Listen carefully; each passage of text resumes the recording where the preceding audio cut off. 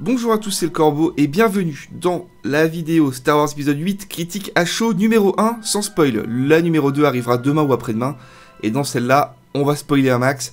On va vraiment pouvoir analyser le film beaucoup plus en détail que ce qu'on va faire là. Là, ça va vraiment être une petite vidéo réaction à chaud, parce que ça sort du four, les gars. Il y a 2 minutes, j'étais encore dans le bus, je reviens vraiment de la première séance de ce matin, c'était 10h30, et là, je vous parle, il est 2h moins le quart, on peut pas aller plus vite. Star Wars épisode 8. Vous le savez, je suis un fan pur et dur de Star Wars. J'attendais ce film de façon tout à fait outrageuse. Et enfin, je l'ai vu. Que dire? C'est compliqué. Vous le savez, c'est compliqué.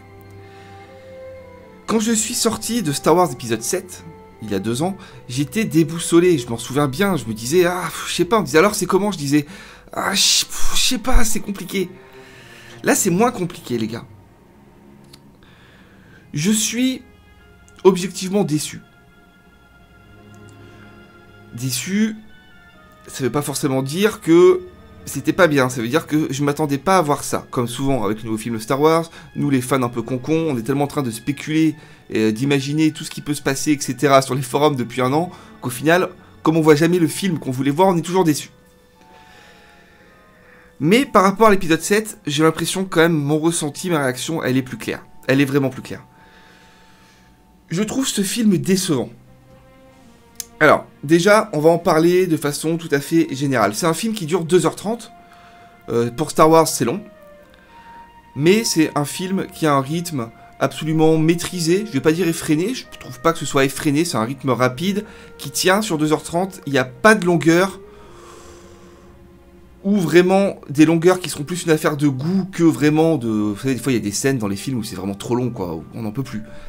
Là non, c'est un film qui s'enchaîne, qui est agréable à regarder, qui va l'être je pense pour tout le monde, ceux qui sont habitués aux gros blockbusters où ça bouge partout, ceux qui ont connu des films Star Wars un petit peu plus lents, hein. On pense à la prélogie où il y avait vraiment beaucoup de scènes calmes, longues.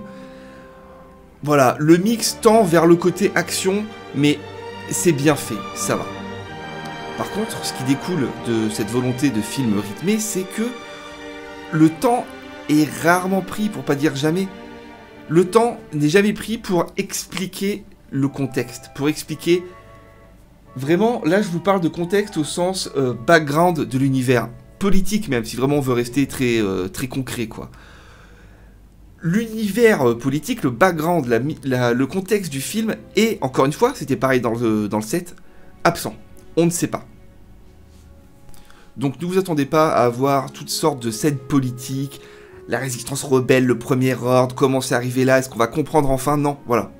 Le contexte, il faut le prendre pour acquis, et on enchaîne. On retrouve donc les personnages qu'on a découverts avec le 7. Du coup, comme pour le 7, de mon point de vue, là-dessus, c'est vraiment très bon. Les personnages sont toujours cool, voilà, Poe, Finn, Rey, on est content de les retrouver, ça marche bien. Il y a un peu moins de synergie entre eux, forcément, ils sont moins souvent ensemble à l'écran. Mais ils sont toujours là, ils sont toujours cool, il n'y a pas de problème là-dessus. On n'a pas une avalanche de persos secondaires qui arrivent se greffer là et tout, non, c'est bon, on s'y retrouve.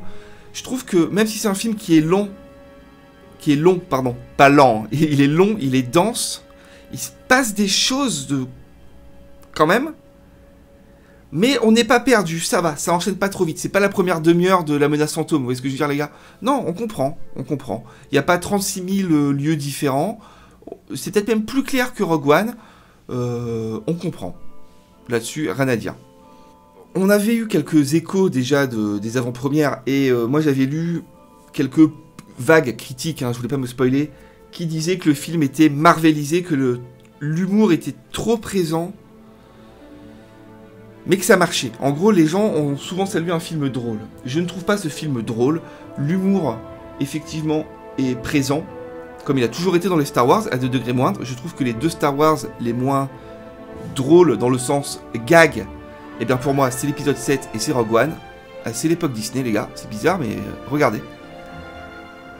Mais là, clairement, épisode 8, l'humour arrive, le ton Marvel arrive, mais moi je suis vraiment quasiment réfractaire en fait à ça. C'est ce qui a pourri le DC Universe, etc. Bref, on s'en fout. Je n'aime pas ça. Moi je voulais du Star Wars sérieux, épique, dramatique, tragique. Voilà, pour vraiment utiliser le plus de mots qui finissent en hic possible. On l'a pas. Mais l'humour ne fonctionne pas non plus, je trouve. Cet humour, c'est des répliques un petit peu, soi-disant marrantes, ou des petites vannes, même des trucs visuels, des vrais gags visuels. Il y en a. Ça ne marche pas, mais ça ne détruit pas. Ça ne détruit pas le film. Si moi, je suis pas sorti vraiment du film en me disant « Oh là là, réplique de merde », c'est que ça va. Attention, accrochez-vous les 2 premières minutes de dialogue du film, je vous le dis. C'est pas toujours comme ça, heureusement. On avait pareil dans l'épisode 7. Première réplique de Poe dans l'épisode 7 face à Kylo Ren, ridicule. Là c'est pareil, ça dure 1 minute 32 minutes, ridicule. Après ça va mieux. Je dis que le film n'est pas épique.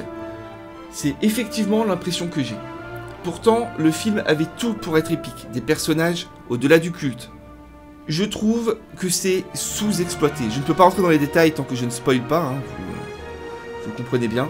Je trouve que la dimension épique de ce film est sous-exploitée et qu'il manque des choses que les fans de Star Wars voulaient vraiment voir.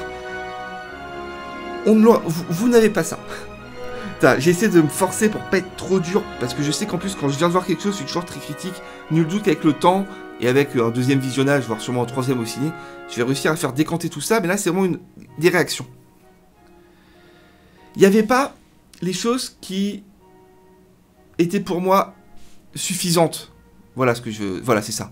Star Wars 8 ne m'a pas montré les choses que je considérais comme étant suffisantes pour combler les manques qu'on avait jusque-là avec cette nouvelle trilogie, mais qui étaient des manques qui découlaient du fait qu'il y avait peu de substance, quoi. Il y avait l'épisode 7, je parle pas de l'univers étendu, hein, bien sûr. Il y avait l'épisode 7, c'est tout. On avait plein de questions, plein de trucs, on se disait, bah ouais, c'est normal. C'est le premier de la trilogie. Nous n'en savons pas plus. Malgré certains twists assez importants.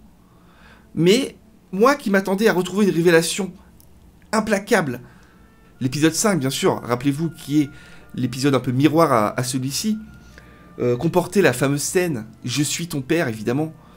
Donc je me suis dit, on va avoir droit à un petit copier-coller de l'épisode 5 avec ce 8, puisque le 7 était un petit copier-coller du 4, ou gros copier-coller, ça dépendra du jugement. Je m'attendais vraiment à avoir un twist au milieu 2/3 du film, où on aurait tous fait « Ok, bon bah, on repart sur de nouvelles bases, voilà, tout a twisté. » Bah, il n'y en a pas. Je sais pas un spoil, ce que je vous dis, n'allez pas croire que...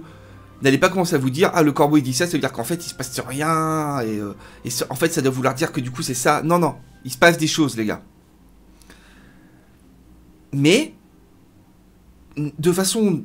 Pour la narration, quoi, il n'y a pas de... Il n'y a pas de tout s'écroule, il n'y a pas de gros twist, il n'y a pas de... Il n'y a pas de tout ça. Est-ce que, ensuite, le fameux « Je suis ton père » de l'épisode 5 était déjà un twist? Quelque part, j'ai envie de dire que non. Star Wars n'a jamais eu de gros twist, à mon sens. Parce que le « Je suis ton père » était, je pense, anticipable.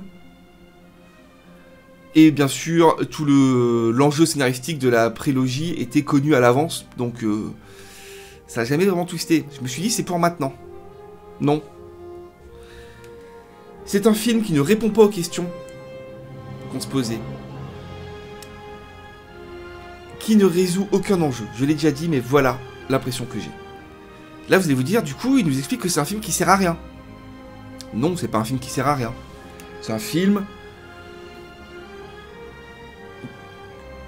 C'est un film qui a des qualités, bien sûr. Les personnages, je l'ai dit, l'acting des gars, c'est correct, on y croit. Ça marche très bien. On ne sort pas du film, ou... Peut-être qu'en fait si, parce que je pense qu'il y a un drame à ce film. Je vais en parler à la fin. C'est pas un film qui est bancal, c'est pas un film qui est mal fait, qui est... incohérent. Non. Mais c'est un film qui, je pense, va faire tiquer les fans. Je pense, ça m'emmerde. Vous voyez que là, je construis mon avis et ma réflexion tout en dans cette vidéo. Mais c'est intéressant, c'est la vidéo réaction après tout. Je pense que les fans vont tiquer, parce qu'il va y avoir des choses qui vont être très très dures à accepter. Mais vraiment. Je sais bien que là, quand je parle comme ça, je suis en train de faire peur. Mais voilà, c'est Star Wars, les gars, c'est trop important. Je ne peux pas en parler puisqu'on n'est pas dans la partie spoil, mais je me répète, il y a pour moi un drame à ce film, voire 1,5, voire peut-être 2. Des choses qui pour moi sont incohérentes, sont abusées. D'un point de vue très concret et du point de vue d'un fan, un mec qui découvrerait, plus ou moins se dirait, ah, c'est cool, ouais. Mais quand on connaît un peu, là, il y a des trucs, non, non, pas comme ça. J'ai envie de vous dire, pas comme ça. Bref. Je vais être obligé d'arrêter cette vidéo parce que faut pas que ça soit long, faut que ce soit une vidéo à vie. Je suis désolé pour tous ceux qui vont aller voir ce film après avoir vu cette vidéo. J'ai envie de vous dire, ne m'écoutez pas. Allez voir le film avec votre âme d'enfant.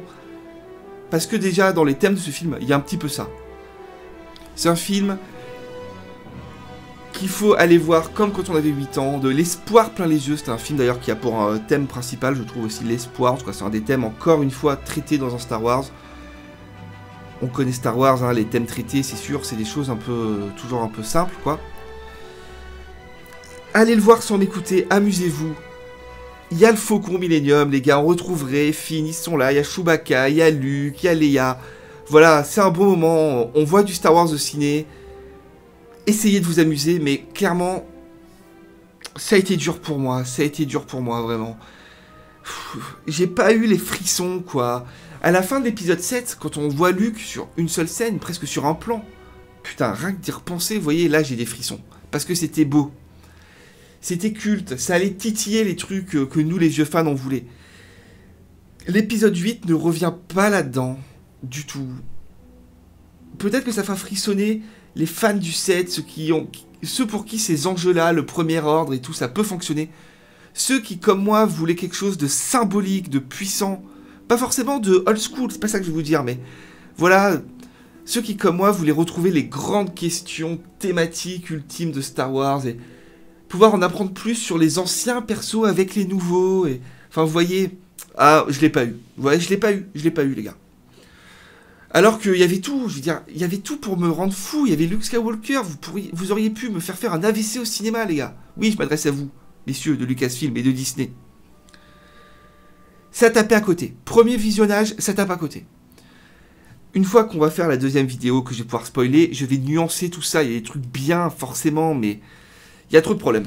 Allez, même pas de conclusion. Cette vidéo est une réaction. Vous voyez, c'est pas glorieux pour l'instant, mais ne vous inquiétez pas. J'en ai vu d'autres. L'épisode 7, c'était pareil et je l'ai compris plus tard. L'épisode 7, je l'ai compris plus tard. Le problème, c'est que peut-être que cet épisode 8...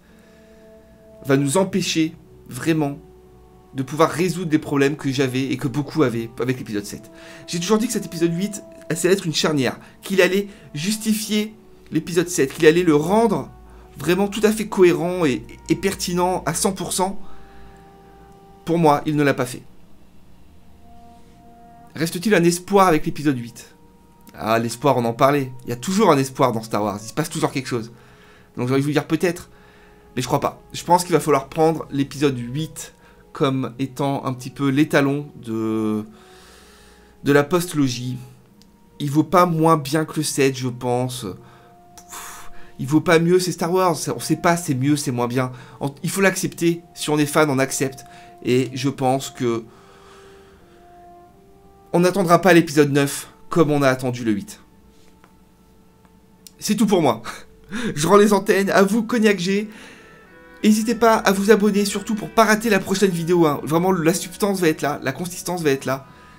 Abonnez-vous, vous raterez pas. Si vous aimez les jeux vidéo, je sais pas quoi, les comics, tout. On parle de tout chez le Corbeau. Venez voir, c'est sympa.